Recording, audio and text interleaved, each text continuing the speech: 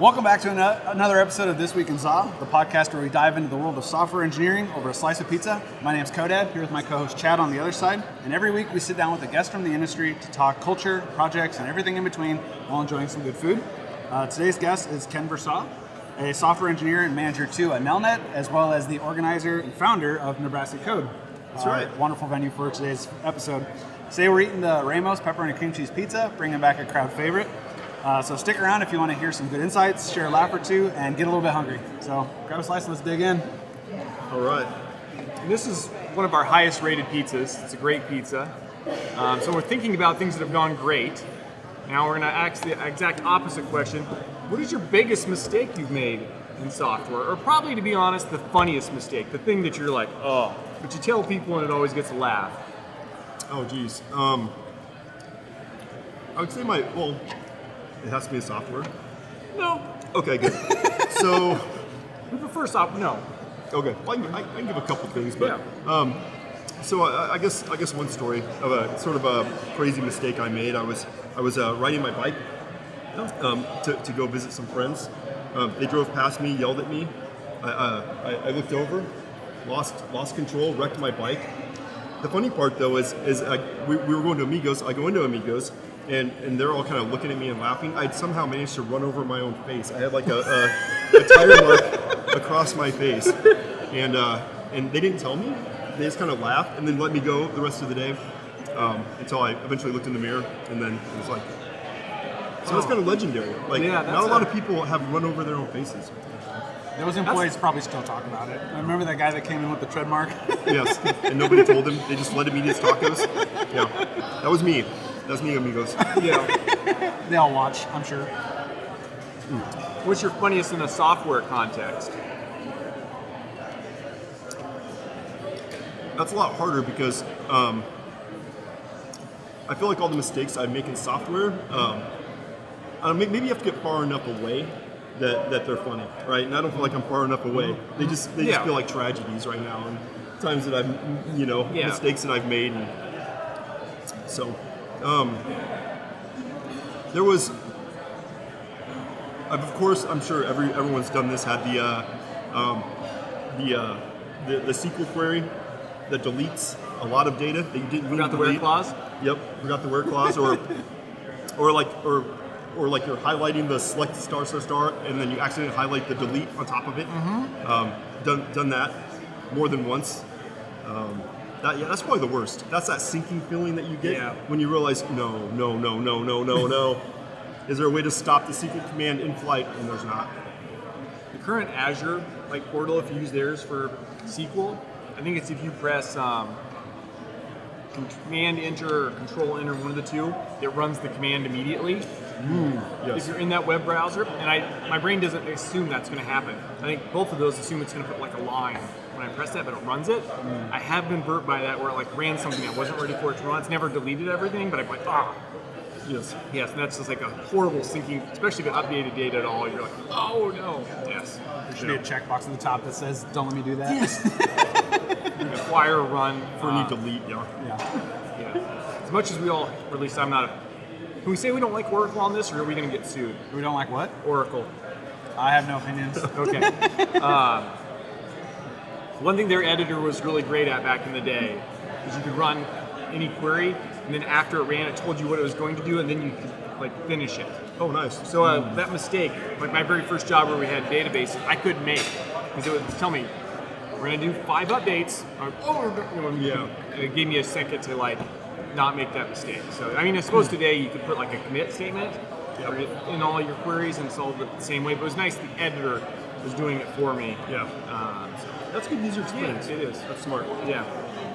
Admittedly, I would almost completely avoid using Oracle, but that was nice. Yeah. It seems like that's something that can be built into. Yeah, all of it should have been built in. This is data. This isn't. All update statements should have just the word update in the query should have are you sure? Yeah. Or delete. Cool. So this is where we make our guests rate the pizza. Now we've already rated, and I'm assuming you haven't watched this episode to figure out what we had rated in the past. Nope. Are we going to re-rate? we're absolutely going to read Okay. it. Because it could be different. Like Yeah, this one's slapping right now, Each so. pizza's like a snowflake, right? They're all unique. They need, As it touches the hands going down the assembly line, Yeah. So the scale we use is 0 to 10. Okay. 0, 1, 2 usually being, trash tier pizza. 3, 4, 5 is that it's good, it's pizza, it's still good, that kind of good. 6, 7, 8, you're getting into this is a better pizza, recommend this one. And then the 9s and the 10s is we're gonna eat the whole thing, team no leftovers, I'm gonna keep eating until I hit myself. That level of pizza. You can use decimal points if you want. Some of us don't prefer. The better ones do prefer. So I always think it's funny when somebody goes on a scale of 1 to 10, and then you use decimal points because now it's a scale of 1 to 100. Don't think about that much.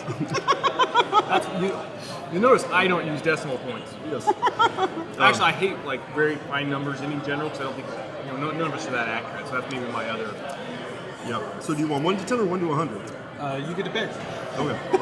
I'll do 1 to 1,000. No, I'll do 1. You're just making it worse. I mean, you eat enough pizzas, you're gonna need that granularity. Can we go back to this mistake you made? Yeah. So this is a great pizza. I mean, so Chad asked me, what pizza should we get, and I went with the pepperoni and cream cheese because I discovered a few years ago that cream cheese is a very Lincoln thing. Like if you go to Really? Kansas City, you go to Kansas City, you go to a lot of places, and you go, I want cream cheese on the pizza. And they look at you like you're crazy. Okay. And so it's a very regional thing. It might not be Lincoln, but it's very regional. So I always try to, whenever we have people come in from out of town, I'm like, eat a cream cheese. Cream cheese on pizza, that's crazy. amazing. It's the best topping. This crust, super good, super fluffy. I'd give it a 9. I would give it a 9. I don't remember what my previous. I think it was an 8. This is better, Yeah, it is. so I have to go up to a 9. Yeah. This pizza is freaking balling right now. This is You'd had this before I brought it the first time, right? not from Ramos. Wow. Okay. I've never been a huge until this podcast.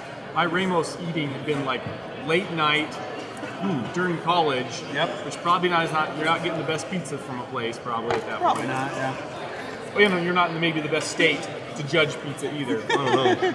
You might be in the perfect state. Oh, you're not in a good state because it's all a 10. Yeah. You want food so bad. Yeah. That Tostino's pizza looks pretty good too. Yeah, Tostino's was fine then. So Yes. yeah. Cool. This is freaking great right now. Yeah. I don't remember what my old rating was. I'm assuming it was like an 8.9 or 9.0, 9.1. I think I'd give this one like a 9.4. It's got to be at the top of my scale for sure. I don't remember if the Randy Ross is above it or not, but the best Randy Ross versus the best pepperoni cream cheese right now, or this pepperoni cream cheese, it might be this pepperoni cream cheese. Only thing I think could have made this better. Jalapenos. Jalapenos. Yep. If you would add jalapenos to this, I maybe would have gave it my only 10 on here. You haven't had their heart attack yet. What's the heart attack? The barbecue brisket and jalapenos, which we've had just that one before. But if you ask for a heart attack, they had cream cheese too. That could be really good too. It's amazing. So have you guys done the pineapple on any of them? Yeah. Yeah. You So- said Hawaiian. The Hawaii 5.0, I think is what that one's called. Have you ever done half pepperoni, half jalapeno? See the piece of pepperoni? You can eat it. No. Half pineapple, half jalapeno. There you No. go.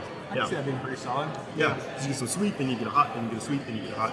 That probably would put this up to 10. So you said 94. Yeah. That was your number. 94. Yeah, Yes. Yep. Okay. Yeah. 94%. That's an A. Yeah, absolutely. Put them on the honor roll. I think there's no reason, unless you're not a cream cheese on pizza person, you wouldn't like this. Yeah, who wouldn't be a cream cheese on pizza kind of person? Are we Our changing it? producer, Russ. He's coming around? Yeah, we got him. Amazing though. Yeah. Yeah, I would say a lot of, most people when they hear about it, cream cheese on pizza, they're like, that sounds crazy, and you try it. I didn't know that was a Nebraska thing. I believe it though. I mean, now that I think about it, I can't think of other pizzas I've seen outside of Nebraska or at least our area. Every time I go out of town, I'm gonna start looking for that. Yeah. And just see what happens. Especially if you're like a local pizza place, where like Pizza Hut's gonna do whatever they're gonna do, but local pizza place and see if I can get cream cheese on. I'm just gonna ask. Yeah. See what happens. And then have them look at you like you're crazy. Yes. I get that look anyways though, so it's gonna be hard to tell because of the pizza or this. As soon as you start I'll talking. see if I can get my kids to order it. Yeah. We'd love to have dig another in. piece. Is that Yeah. Oh yeah, we Keep just keep digging in. eating. It's team the Take as leftovers on much this as one. you want. This is a good time for scene. So Valentino's, I know they have a pepperoni cream cheese. Do you think they were the first one to do it? Because they're a bigger chain, right? Yeah, they're local though. Yeah. So I think track. they might. I think they might be. I think they did it first. Now it's kind of a local thing, so everybody does it. Everyone kind of follows what Around here, Valentino's are doing. yeah. We're gonna have to find some Valentino's exec and interview them or something like that. We need to start having pizza people on the podcast. We do. We need to get the guy that has that pizza-o-matic. Yes. You do like a documentary. Yeah. On cream cheese, on cream cheese. Yes. Like an hour long where you just. If he's Yes. sponsored by Investigation. Pizza-matic. Yes. That's the podcast evolves into figuring out the roots of pepperoni cream cheese pizza. We take it very serious though. Oh, Like, absolutely. Dark rooms, like people like Yeah. they don't have their face on the camera. The voice more over the top of it. Yes. And like people with like. Of course they would say that. Yeah. They weren't the ones that invented it though. You know, it's like a lot of dun dun dun. We will do this. We'll I make like a where this is movie. going now. Yes. All right, You Ken. got next question? I do. Okay. So I'm sure people have asked you this a million times, but it's the softball question, and I've never heard the answer. Why Nebraska code? How did this all come to be? What's the origin story? The motivation? Yeah. So, it all started in 2008. My friend Adam and I, we were .NET developers, and we were driving up to Omaha once a month to go to a .NET users group. Okay. And we got sick of driving up to Omaha once a month. And so we're like, let's start a .NET users group here, Lincoln .NET users group. So that started. We were running that for a couple of years, and back then, Microsoft was like very supportive of the community. So we had like a Microsoft evangelist, they call them, and they would come in once a month, or not once a month. They'd come in like 3 times a year and speak at our user group, and like provide us with funds and stuff like that. And he told us, hey, there's this thing going on right now called a Code Camp. Like there's one at Iowa Code Camp. There's Desert Code Camp. There's like a whole bunch of them, and it's like a free event on a Saturday. We'd like you to do one in Nebraska. We'll cover it, and we'll pay for it. Really? Yeah. That's cool. And then and so we were like, yeah, all right, let's do it. And so that's how Nebraska Code Camp came around. Actually, Don't Panic Labs was our first platinum sponsor of our first Nebraska Code Camp. And the shirt. And the You shirt had on I had on yesterday, yesterday. I had on the very which has first shirt. been the information has been forwarded to get that URL working. All right. Yeah. So we did that. It was a one-day event. It was on a Saturday at the University of Nebraska campus. I know we probably had like 120 people show up, and it was just we had a great time. And a lot of it was like I loved going to conferences, but it's very expensive to go to a conference. Yeah. Right. Travel. Travel. Time away from work. Yep. And so, in the hotel and everything, and it's like, why can't we have something like this in Lincoln? That way, that way it's very approachable. It's very cost effective to be able to attend this. It's kind of one of those things where you go, like, somebody should do this. Why doesn't somebody do this? And you're like, well, we've got actually our hands in the community. It's probably got to be us if it's going to happen. Mm-hmm. So in 2011. We did the first Nebraska Code Camp, and then it was very successful. We did it again, and it kept growing. But what we kind of realized, and this is a little bit counterintuitive. We thought, okay, we have this free event on a Saturday. It's very approachable. Everybody can come. It turns out that a lot of working software engineers, like on Saturday, that's their family time. Right, that's their time. Yeah. They don't want to go to an event on a Saturday. Whereas, if you have it on the week and then you charge, now number one, you can do a lot. You can be bigger. You can do a lot more things. You can do lunch. You can have parties and stuff.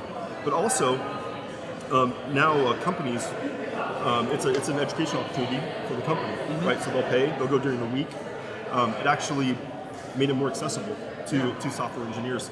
Like counterintuitively, to have it during the week and charge, it opened up like who would come. Sure. So we went from probably, like 150, 200 people to 350 to 400.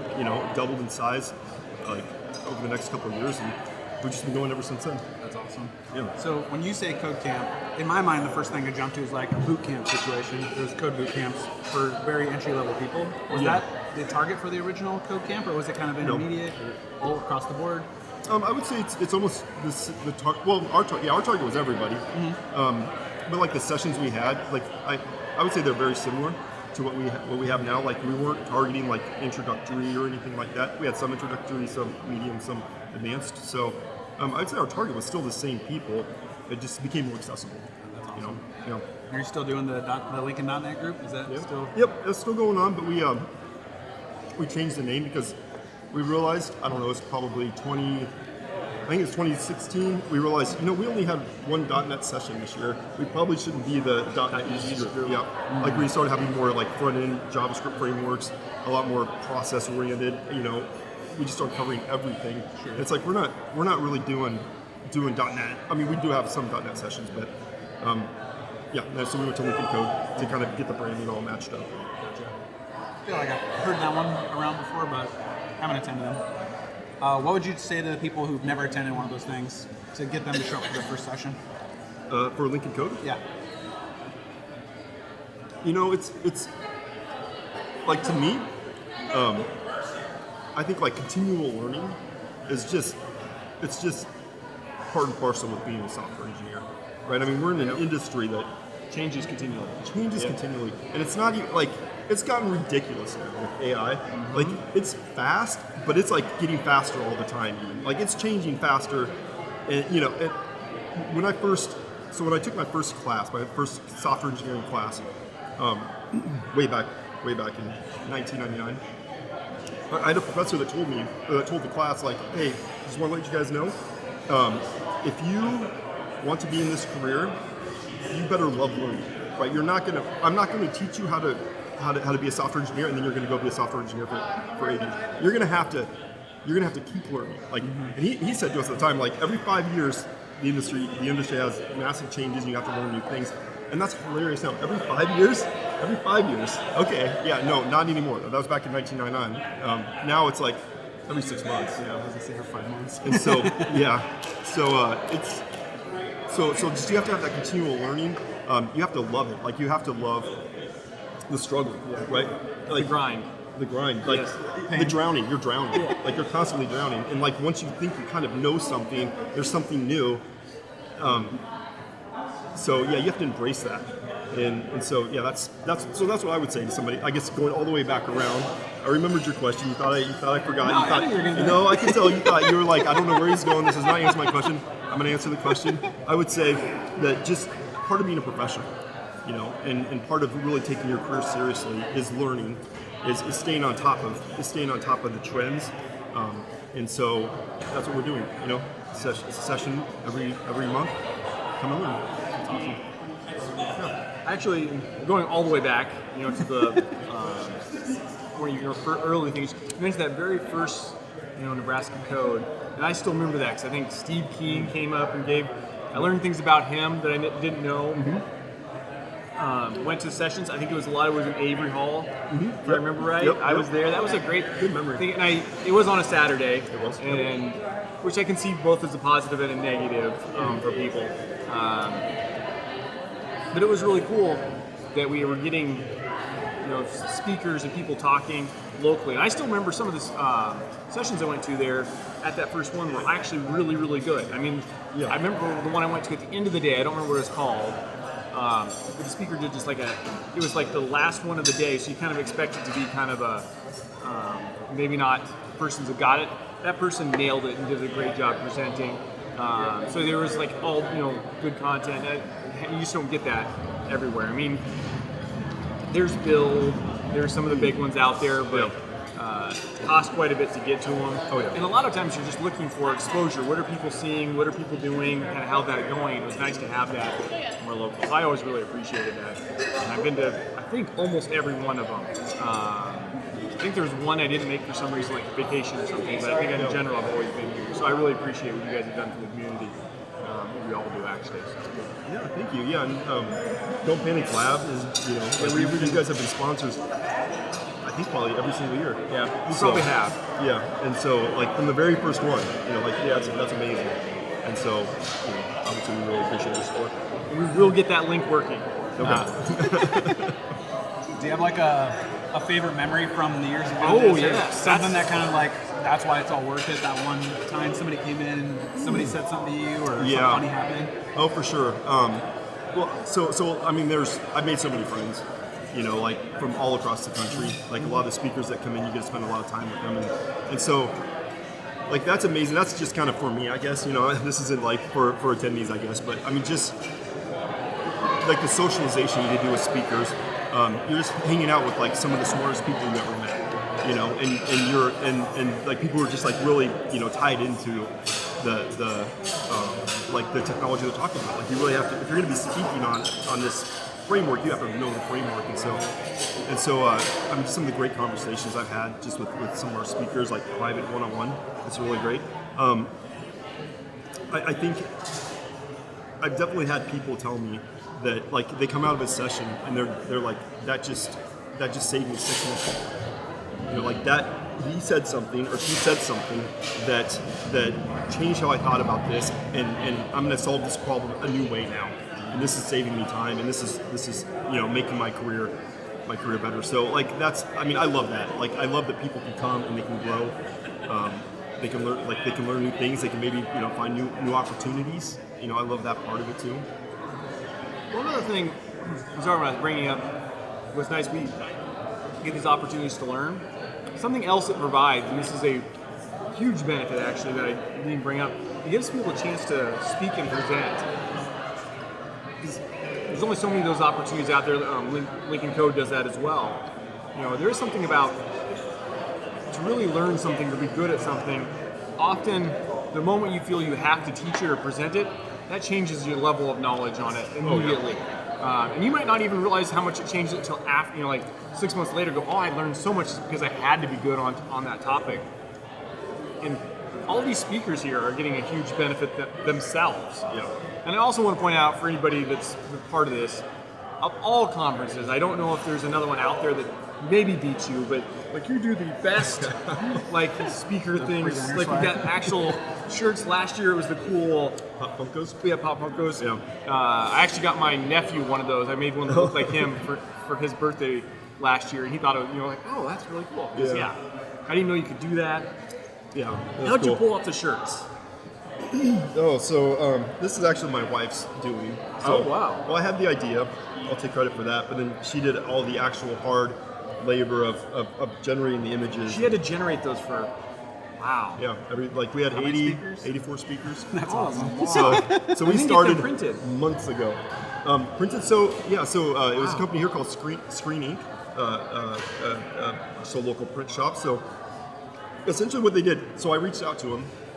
He guy does all of our shirts. Yep. And I asked him, like, I have this kind of weird idea. We want to do individualized, but like when you print, I don't know how familiar everybody is with t-shirt printing or whatever, but you essentially, like they have to set it up and then they smash it down to like in a thing of 4 or whatever. Yeah. So like, how much does it cost then to do one shirt, right? Like. So I was like, is this even possible? So we don't want to have to do this setup for each individual shirt. Well, what they can do, they have this technology where they essentially make this, and then they just melt it onto the shirt. So they just made one, and then they melted it onto the shirt. Yeah. So that way they were. Okay. Yeah. I mean, it's much more expensive than if you do 500 shirts of the same thing. Yeah. For each one, but it really wasn't as bad as you would think. Yeah. So it was surprisingly affordable. Kind of thing instead of the screen pushing through. Yeah, it's like a transfer, but it's not like, I don't know, it's some magical technology. This just feels like it was. It does. It feels. It doesn't. It doesn't feel like a transfer. Some of those like touristy ones you see, like it's solid and you kind of feel it cracking as you're bending. After one wash, you feel like you can snap it. Yeah. No, it's not like that. It's this. He said that these are like this is the exact same ink that they use when they're like for printing all the shirts. Wow. But somehow they, like I said, they do it like in a transfer thing and then they melt it on there. Wow, that's impressive. Yeah. To get them on the next episode. Yeah. I want to know this technology. It was again kind of a novel thing you don't see everywhere. You're like, what? Really? They did that? And yeah, that was really cool. Yeah. Yeah, it was great. It kind of we're already kind of starting to think about next year. Oh yeah. No, I don't have an idea yet. So if you think of something, if you want me to come up with something for next year. Anybody, if you guys got an idea, let me know. We've only got 12 months, so. Yeah. Well, I'll be thinking on that. Okay. That's a good. I mean, I will be pointing out your bar is high. Yeah. That's the problem. I mean, yeah. That's the problem. Yeah, you want to. It's always best to keep expectations low. Agreed. But you've kind of done the opposite. Yeah. So next year, yeah. So we'll have to see next year. Everybody's gonna get their own personalized pizza.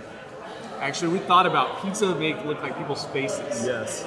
You could totally do that. You can do that. Pepperoni and stuff. Yeah. Hire a local artist. To do Yeah. it. Yeah, that seems. A truly artisan pizza, yeah. I feel like our mugs that have our thing on it. I bet you could get somebody to make a mug with their face on it. Yeah. Like a hand thrown Yeah. one. I feel like the bar's higher than that, though. It's not like a screen printed one. Yeah. Like somebody like with their 3D face on it, like they hand sculpted it. Yeah. Yeah. That would be amazing. Yeah. Yeah. You're welcome. Watermelon for each person with their face Watermelon sculpted. carved into it. Okay. And actually, no, it would be we would base the fruit on their personality. Oh. Ooh, So you're like, if you were a here you go. fruit, Kodad, what are you? Tuscan melon. Okay, I don't know what that is. very They're specific. at Trader Joe's. They're delicious. Is that why? Because you feel like personality-wise, you're delicious. Because I look forward to it all year, and I know everybody else looks forward to seeing me all the time. So Oh, okay. Oh, wow. All right. What about you? What kind of fruit am I? Yeah. the hard-hitting questions. Oh, on this tomato. episode. Why a tomato? Just because it's weird that it's a fruit. Okay. You know, and, like it doesn't. Okay, like that's fair. it's a fruit that you like eat as a main meal. That's weird. It is weird that it's a fruit. I Yes. think that's a good call out. I don't know what I would be. Pineapple? Pineapple? Okay. I like pineapple. That's actually my favorite. Pineapple probably is my favorite fruit. Rough around the edges, Yeah.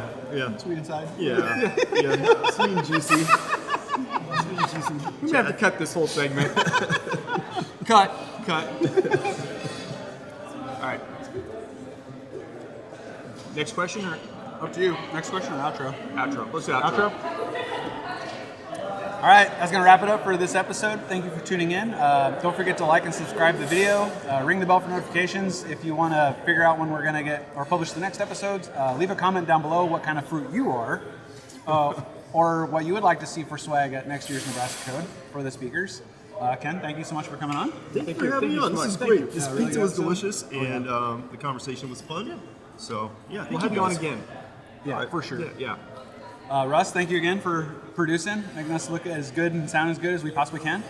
Tune in next week when we eat more pizza and talk to more guys from the industry. All of the things someone could be learning right now or going to or thinking from a session perspective. And I know you have no time to go to any of the sessions. You can maybe walk around and look at them, Yeah. but I don't even know if you have that much time. Yeah. What one would you be most interested in going to? What are some of the ones you're very fascinated about right now? You've got your hands really focused on the education. Yeah. So, well, this is a session that we were supposed to have. That some unfortunate circumstances it got canceled. But it was called LLMs: How They Work and Why It Matters. And I was really, I thought that one was amazing because like I love when you learn like the behind the scenes of something, and that informs how you use it. You know. So I really like those kind of sessions or sessions that like will provide a historical perspective on why a framework is what it is, you know. And so you're not just learning like this is a new thing it does, but also like here are the things here's the features that have been added. Here's why they've been added, you know. I always think those sessions are really cool. I've always wanted someone to do one on kind of like why .NET has evolved as it has. You know, because I think it has you can obviously its influences by whatever's kind of popular at the time and how that, you know, with MVC and then kind of like the .NET Core had a strong node influence, Yes. you know, kind of for a startup and how it behaves. So yeah. I think that could be really interesting. I actually do a talk called C# Past, Present, and Future. I don't do it here, but I go around other places and do it. Same sort of thing though. Version 1 of C#, this is what you got. You got object structures, very small list. And then version 2 they introduced this. Version 3 they introduced this. And so it's like why did they introduce this feature? Why did Microsoft spend $300 million to put this feature in? And what does that say to me as somebody using the language about how I should be writing my code? So there's a lot of lessons in it. This is the question I wish I would have asked during the deal. Where do you see the future of C# is going? Emilio, you're more of a manager right now. I don't think you're writing a ton of code day to day, but it's interesting because they're definitely kind of simplifying things and trying to pull out stuff, kind of make it more Pythonish. Python's probably the big influence everybody's going for. But it's also fascinating just doing that talk because like in the early days, it was like we added async await, and now it's like they're like we made it a little bit quicker to read from a list. The features that they're adding now are very small and like the language is pretty good. Yeah. And it's not done. It's never done, but they're not adding cool big features anymore, which makes the talk kind of funny because you're like, there's this awesome feature, they have this awesome feature, and then you're like, okay, and in version 13, and there's just like this little tiny, you get records, And then records, which was it was interesting, but kind of like it felt Me Too-ish. Yes. They're just like we're just adding this because it's falls in line, but nothing that impressive. It's a more efficient way of handling data and stuff, and Nothing super impressive. I assume Python will be an influence on everything. Oh yeah. Especially with AI. Yeah, I wonder. I mean, that might be. It's kind of interesting. I mean, I've never even really considered sort of like what is AI's influence on C# going to be, I think, interestingly, if you look at AI, there's the two languages it's most associated with. Python number one. Yeah. If you look at like all the things they use even to evaluate how good the models are, it's all Python based. Yeah. So obviously Python's going to get the best bang for the buck. So if you're programming and you're using AI, it's probably the one that gets the best bang for the buck. In JavaScript or TypeScript, I think it's the natural adjacent one. Yeah. But I assume those languages are going to get much better, just because the amount of people focus on it. You think JavaScript's going to get better? I don't know. that's bold. That was a bold take. That was a hot take. You think JavaScript's going to get better? Okay. Well, I can take this two ways. And we could cut this off and just be like, hey, Ken thinks JavaScript's perfect and it can't get better, right? Okay. I don't think you're saying that. I don't think anybody's saying it, but I do think it's going to keep getting better, and it's because of the investments in those tools and the things related to it. Yeah. Python and tools related to Python, most certainly the tools, I only imagine are drastically improve in the next few years, especially since AI stuff is really heavily focused there, and that's where everybody's investing. Yeah. I'm sure the tools will definitely continue to get better. I think both will continue to get better. I think C# will continue to get better. It's a matter of what rate. Yeah. That was a hot take. No, JavaScript's going to get really great. I didn't say really great. I think that was what I said. But it is really, I think, well positioned to improve with that stuff. So. Definitely. Yeah.